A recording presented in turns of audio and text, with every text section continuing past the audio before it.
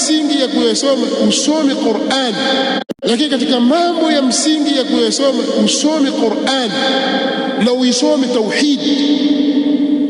Tauhidi ingia katika nafsi yako, kwa sababu mambo ya shirki yamekuwa ni mengi, ushirikina ni mwingi, uchawi ni mwingi, wala watu hawaogopi kwamba uchawi ni kufuru, hawaogopi kupiga ramli na hali ya kuwa ramli ni kufuru. Mtume sallallahu alaihi wasallam anasema, man ata arrafan au kahina fasaddaqahu bima yaqul faqad kafara bima unzila ala Muhammad.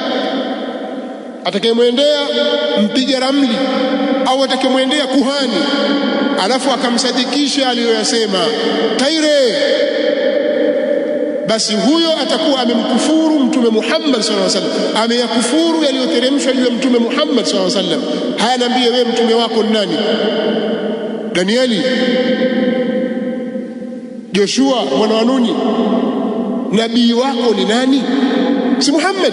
Anasema umemkufuru tayari, kwa sababu tu ulikwenda kwa mpiga ramli ukamsadikisha. Ramli ambazo hata katika hizo sheria za kidunia ni kosa la jinai, wanazita ramli chonganishi. Mama yako kakuroga, jirani yako mchawi, fulani kakufanyia hivi, ni uchonganishi na fitna. Hazikubaliki katika Jamhuri ya Muungano hii, hazikubaliki katika sheria ya dini ya Allah subhanahu wa ta'ala, lakini wewe ndio unaoziamini na wavunja dini yako kwa sababu huna tauhidi. Lakini yote haya yanakuja kwa sababu tumekubali kuukumbatia ujinga. Tunapiga vita mambo ya msingi, tunapiga vita tauhidi. Watu wanaozungumza maneno kama haya, sisi ndio tunawapiga vita.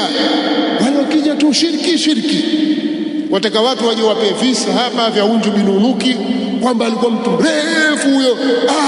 Watacheka tu. Nini bwana hili? Dini haiendi namna hiyo. Dini si maigizo bwana.